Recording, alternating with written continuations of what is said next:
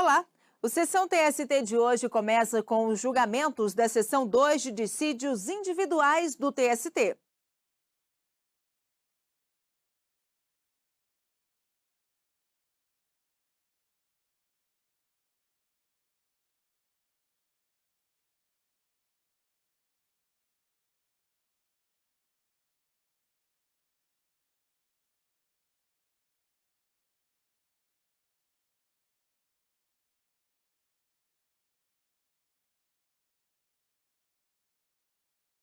Podemos sentar.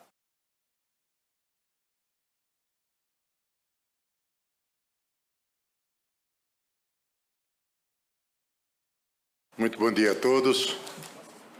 Invocando a proteção de Deus para os nossos trabalhos. Hoje, 11 de outubro de 2016, eu declaro aberta a 30ª sessão ordinária da Igreja SDI 2. Eu cumprimento os senhores ministros e ministras, o doutor Enéas Torres, subprocurador-geral do Trabalho, os senhores advogados, servidores e todos que contribuem para o bom andamento dos nossos trabalhos. Ao pregão dos processos, observada a ordem das preferências. Relator excelentíssimo, senhor ministro Alberto Bresciani, processo RO 22.174, dígito 45 de 2015, em que são partes Luciano André Araújo de Almeida e Conselho Regional de Medicina Veterinária do Rio Grande do Sul. Com a palavra o ministro Alberto Bresciani. Senhor presidente, trata-se de recurso ordinário em mandado de segurança.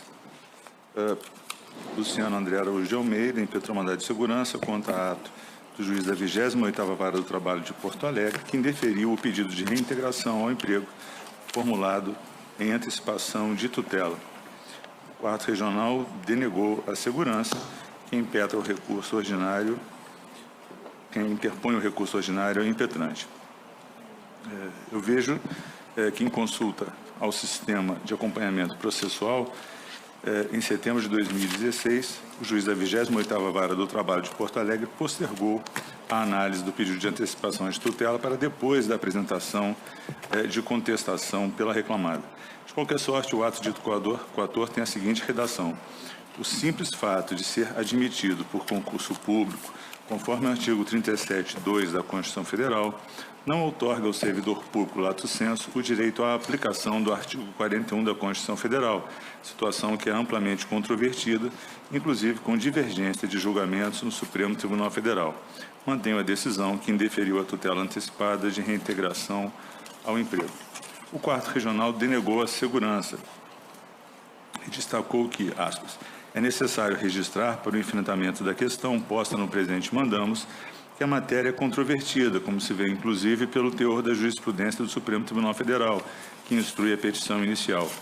Partindo-se de tal premissa, ou seja, de ser necessária a motivação para a despedida do impetrante, porque admitido por meio de concurso público, também tendo como não identificado fundamento relevante a concessão de liminar, por não haver prova inequívoca e verossimilhança da alegação.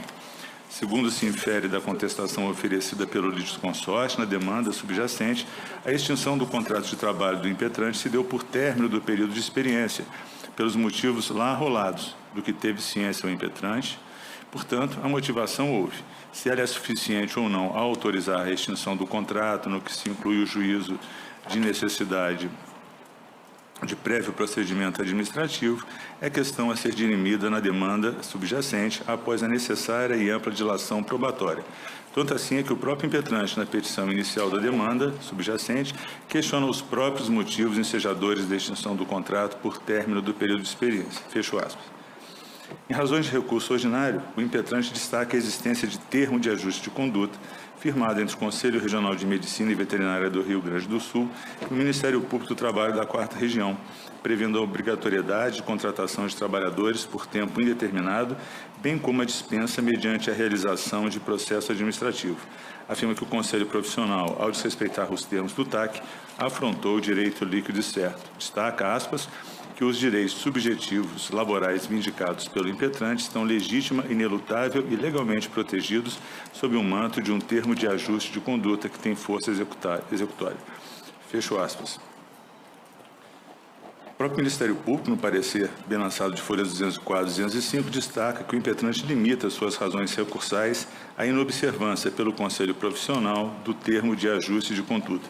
Efetivamente, a quebra de inteligência entre as razões do acórdão recorrido e do recurso ordinário, que traz a lume matéria que sequer foi objeto da decisão regional. Por isso, aqui, a despeito da senda que se percorre, incide o óbice da súmula 422, item 1, porque não há pertinência entre o que se decidiu e a matéria que se brande em recurso. Em sendo assim, eu não conheço do recurso ordinário. Eu voto, presidente. Não conheço. Doutora Angelene. Senhor presidente, já com poderes nos autos, peço a palavra pelo recorrente. Vossa Excelência tem um prazo regimental.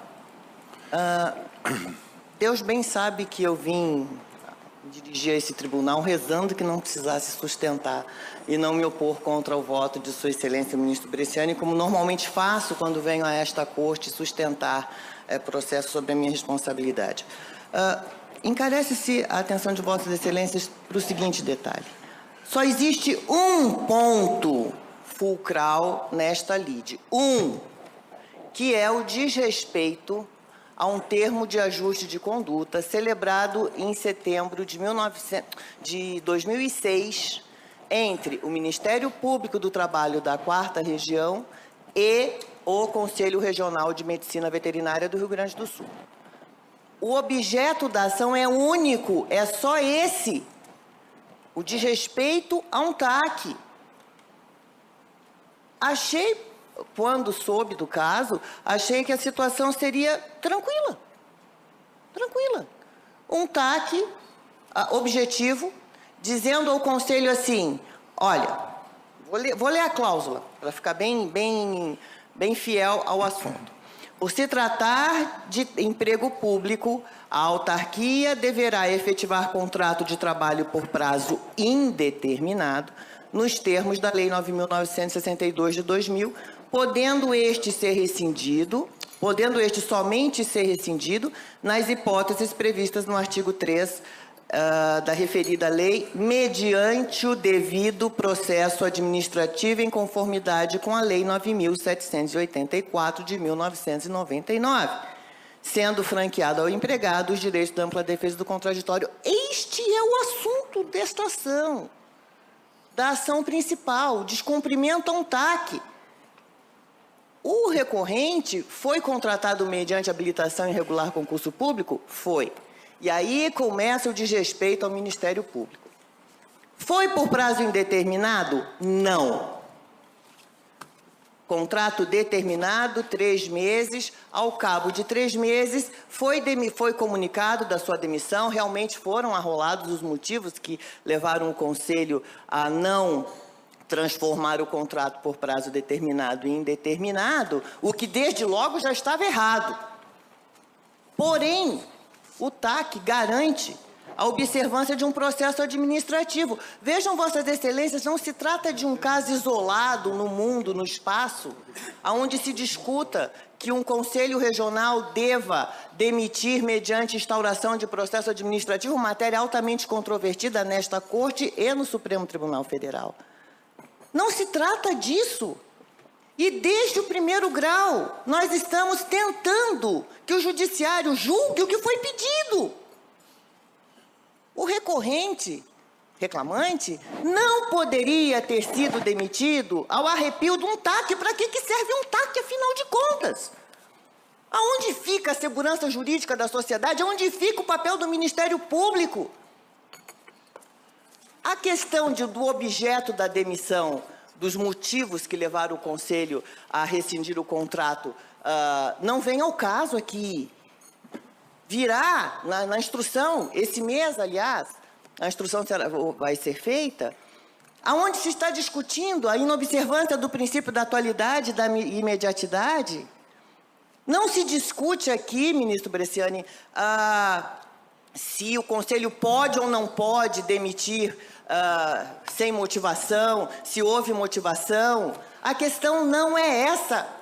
Nem o primeiro grau, nem o regional examinaram a questão do TAC. Ato jurídico perfeito, direito adquirido do impetrante na observância de um TAC. Por que se celebra um TAC?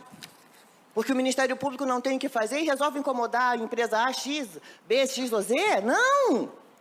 Porque certamente houve alguma denúncia, o Ministério Público se debruça em investigações e chega à conclusão, ó, tu está errado aqui. Se o TAC é certo ou não, não vem ao caso, é um TAC que está em vigor. O Conselho em Defesa, ele diz assim, ó, os termos de ajuste de conduta do Ministério Público do Trabalho não são fonte de direito.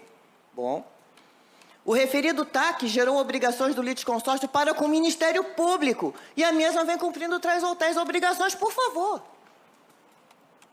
Um termo de ajuste de conduta que diz, olha, tu só pode contratar mediante concurso público por prazo indeterminado e assim mesmo, para demitir, tu tem que instaurar um processo administrativo. Ok? Ok. Foi feito isso? Não! Então, não se trata de razões de recurso ordinário ao arrepio da súmula 422, ministro Bresciani. É que até agora, a nossa esperança era que o Tribunal Superior do Trabalho nos diga se um TAC vale ou não.